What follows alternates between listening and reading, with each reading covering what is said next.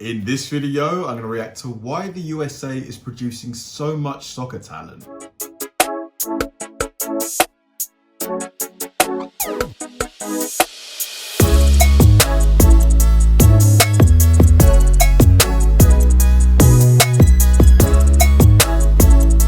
Hi guys, and welcome to another episode of Kabir Considers. This is the place where I react to music, media, sports, anime, anything related to popular culture.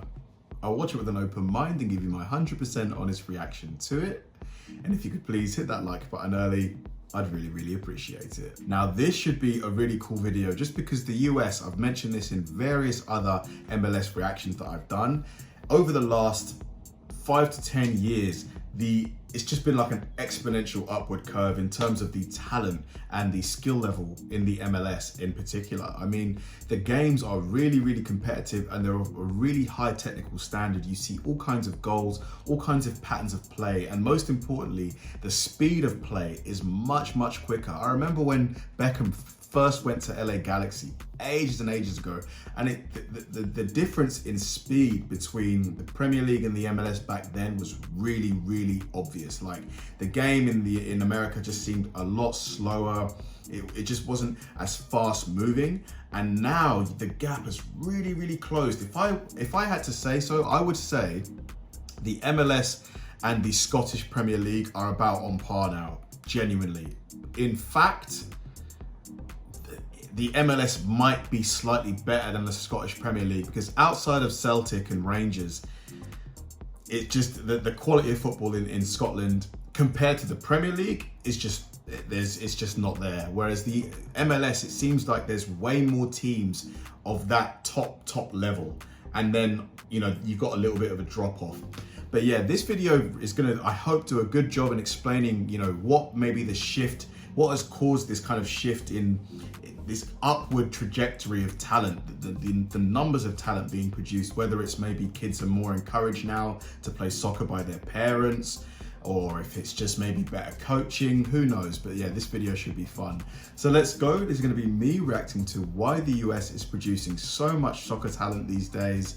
Let's do it. By now we may be used to seeing Americans at the top level, but until recently most of them were lucky to be there.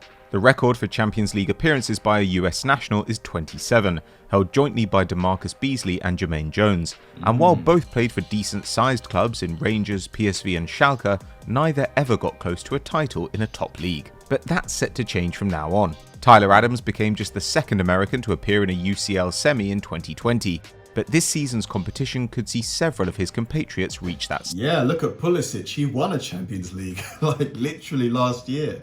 Pulisic is doing well, Mackenzie's doing well at Juve, you've got guys at Dortmund as well.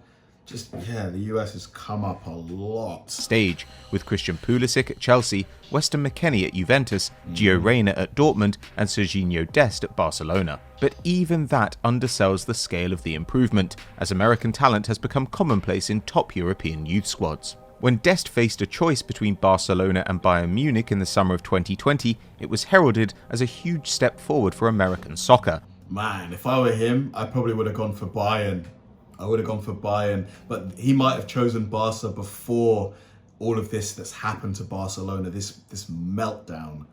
But the right-back wasn't the first US youngster at either club, with Conrad De La Fuente in the Barca youth ranks and Chris Richards appearing for Bayern B. And while it could take another 2 or 3 seasons for those kids to come through at club level, they're already amassing international experience. Of the 48 players called up to the US men's national team over the last year, 38 are under 25 and 19 are under 21, wow, while over a third are on the books of sides in Europe's top 5 leagues. So how did the USA reinvent itself as a production line of outstanding young footballers?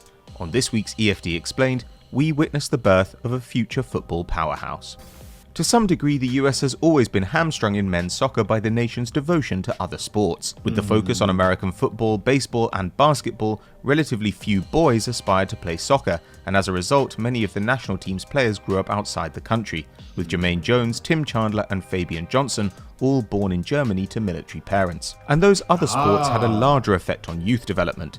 Until 2007, soccer players came up the same way as other. The thing is, even if you were to get the top talent the top athletic talent from basketball and football, that's not enough. You still need the coaching because, I would say more so than athletic ability is the technical skill. Arguably the best football team of all time, arguably, is Barcelona between 2009 and 2012. And all of those players, the majority of them were like under 5'9", very light, not particularly athletic guys, but the technical skill, just outrageous. Iniesta, Messi, Xavi, just, David Villa, just small technical guys just with unbelievable skill. Athletes playing for high schools and colleges before arriving at professional clubs through a national draft. That meant that by the time they reached 20, even the brightest young talents had relatively little playing experience and none against top quality opposition, while rivals in other countries were playing in competitive leagues like the Championship or Segunda División. And even on the training ground they were behind, with the top American youths practicing around 50% less than the best prospects in other nations. So 13 years ago, US soccer authorities shook up the youth system with something called the US Soccer Development Academy. Essentially a set of national youth leagues, it gave promising boys and girls 10 months of training a year under professional coaches, saw MLS youth sides compete against other strong academies across North America, and offered a clear progression to students. The under-12s largely focusing on practice, with the number of competitive games increasing up to age 19, when the best prospects were given the chance to train with senior MLS and NASL stars. With the Development Academy came a wave of investment in training facilities, and after criticism from one-time US MNT coach Jurgen Klinsmann, the American Football Association put more focus on adolescent sport too, making the decision in 2016 to field international teams from under 14 up to under 20.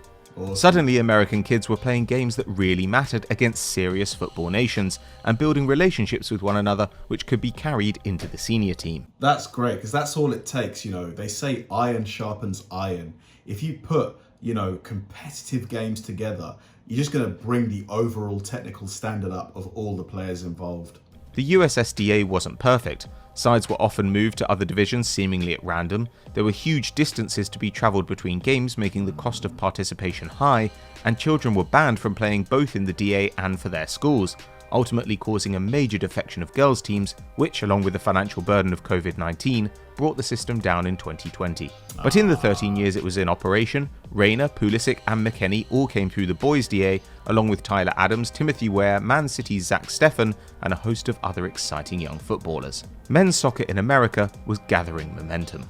The loss of the USSDA could have seen football plateau in the USA, but fortunately MLS recognised the value of the system and have already created a replacement. Awesome. From the 2020-21 campaign, the league will run its own youth pyramid, MLS Next, with over 100 clubs, 500 teams and 9,000 players between. Excellent. This is the building of a football pyramid, which every kind of top footballing country has, just that various levels and right at the top you've got us, it's the Premier League, La Liga, League One, MLS.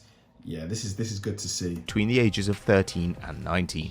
Under the new structure, every single player will be given a tailored program for self-improvement, and not just on the pitch, with MLS Next providing advice on academic development and college placement, alongside the usual athletic and technical education vital for growth as a footballer. The aim being to create a generation not only talented enough to compete with the best in the world, but also mentally and personally equipped for the challenges of a career in the game.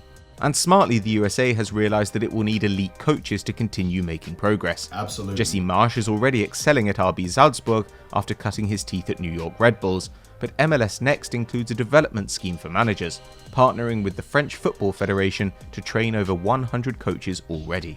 Wow. For the first time in the history of football in America, the nation possesses the structure and tools needed to mould a world-class team. How long will it be before an American wins the Ballon d'Or?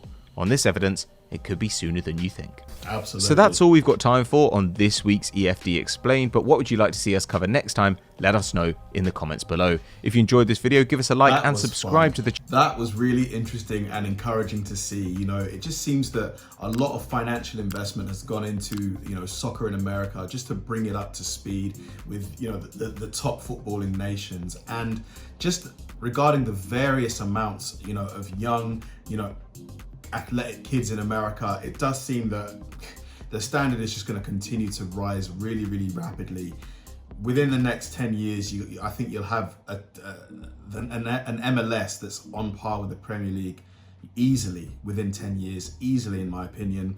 Just the most important thing is for everything that was mentioned in this video. So MLS Next, the coaching, everything needs to remain consistently improved on and held to a high standard. You can't let complacency get involved, but it doesn't look like that's going to happen. And honestly, soccer in America, the future is looking very bright. Thanks for watching, guys. If you enjoyed this video, please like, subscribe, turn on bell notifications, and keep throwing the recommendations my way. I know I say it all the time, but they genuinely help me out, because if I know you enjoyed watching something, I'll definitely enjoy reacting to it. So like, subscribe, turn on bell notifications, keep throwing the recommendations, and I'll catch you in the next one.